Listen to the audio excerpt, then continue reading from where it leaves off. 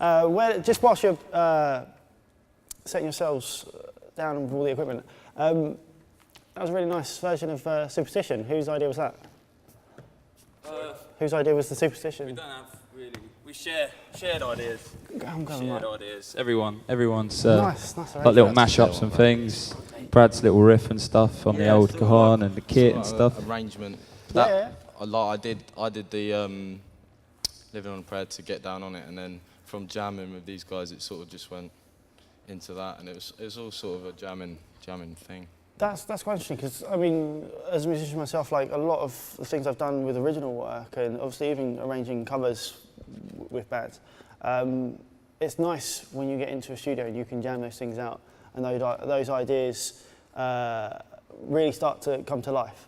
That's really, really good to see. I mean, how do you guys work that in a studio? I mean, when you're in a studio, I mean, is it a case of listening to an idea, or do you just, I don't know, do you listen to the tune on iTunes or something, and then just come into the studio and just kick it off straight away? I don't know, to be honest, we haven't really had many practices, have we? No. I sort of joined him, and then it was sort of, we played his songs, and he was like, oh yeah, it's in A, it's in B, and I was like, oh okay, jam it. And then he was like, do you know any other songs? And then we did that. So we haven't really gone, we're going to do this song, do that song. It's all been sort of... When we listen to, when someone brings something to the plate, it's normally not been listened to on iTunes. Like, we know of the song, and then you sort of learn it yourself and do your own sort of, like my strumming pattern on a guitar is unusual, we say. And string breaking. Yeah, string breaking, does the string breaking that. But so then the sort of awkwardness of that has then gone into like sort of strange beats and things and structures, and the covers structure and things always sort of is different. People like the mashups and things. So. Yep, I can see a lot of the influences that you were discussing earlier. Yeah. You know, all the rockabilly there, the funk, and the alternative rock. You can see that, like throughout those songs that you played there, you really could see a nice variety of all of those different styles coming out. There was just bits and pieces that you could really sort of go, oh yeah, I can see what you mean by that. And I can see what you know, and there are a lot of artists, you know, are putting on those sort of strings. I mean, like, one that comes to mind is for me the Arctic Monkeys, where they've gone with that whole rockabilly sort of look. They've gone into a little bit, they've touched upon it, then they've kind of gone back to maybe some type vibes. It's nice to have that variety of styles. It's nice to see the history of music in modern bands, I think. It kind of, yeah, it's nice because it doesn't really restrict your creativeness. You're quite open. You've got all these different styles, like in your arsenal of music writing. And you can go, yeah, I want to just quick nick that sort of riff. I mean, because I noticed, like with the guitar, sort of there's elements of like John Frusciante in there, that kind of stuff. Really nice, sort of funky sound. And, you know, you've got the blues, the rhythm and blues and rock and roll kind of type vibe.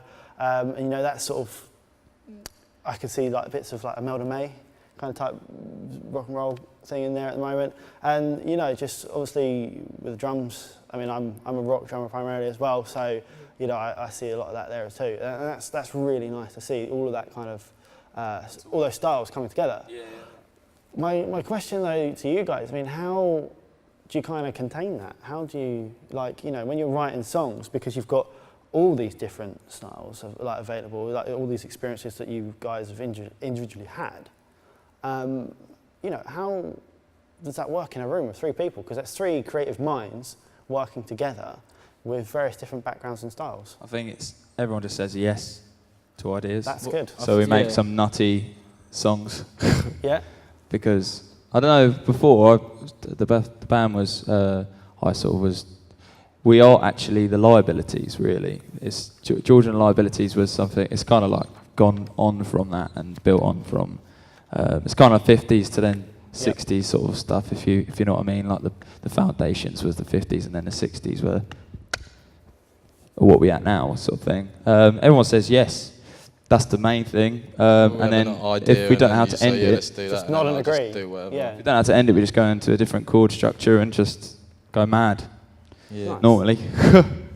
But I mean, it doesn't come through so much on a cajon. But Brad is really, he adds loads to the structure of songs and stuff, like Confused the one that's kind of funky and it's got a kind of weird sound to it. That was mainly sort of structured by Brad. Yep. I sort of bring these weird structures to him, and he goes, "Okay, we'll do that at this point," and then Max comes in and goes, "Oh yeah, this will sound cool," and then it's a completely different. It's like Egyptian scale guitar, and then you're like, "Whoa, like that." Something wacky. Yeah. Great. I mean, so they're not contained as such. It is at the moment. It's erratically everywhere, and then somehow. But that's what we are, I think. I don't think erratic. We're very contained at all. I don't think it's good to be contained in one. Yeah. Sort of. Don't contain. Like, you know, let it sort of all out, and it's good to see like all those ideas. I mean, we're talking about, you know, opportunities and ideas earlier. You know, you never know where they're going to lead. So that's fantastic to see. Like that's good, and it helps, I guess, the songwriting opportunity. Even if it's a bad idea, you can maybe come back to it for another song. Yeah, I think, you're right. Oh, what I've got from writing, I don't know about anyone else speaking, you write 3 songs that are kind of similar, and then one of them gets picked up, because there's like, out of our songs like Spider-Man, High for the Blues, and then like 666, they're similar, completely different structure and stuff, and then it's sort of, when you play it live, I feel like that is when you find out if it's like a one you return to, or one that's kind of like, we'll stick that on an album or an EP or something.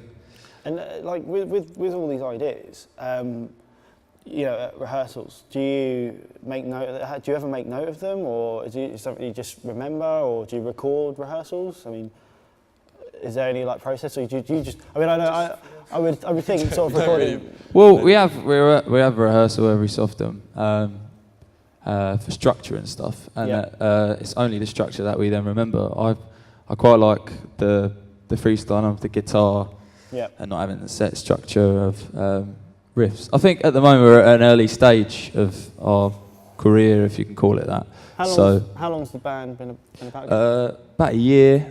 Yeah, I've been in the band for like 2 years and I've been doing it, but us lot have been a year in it properly.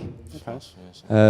But because we're still young, we're still trying things out, I think the ideas and things, you know, like you say, it's nice to hear the funk, it's nice to hear the alternate kind of side.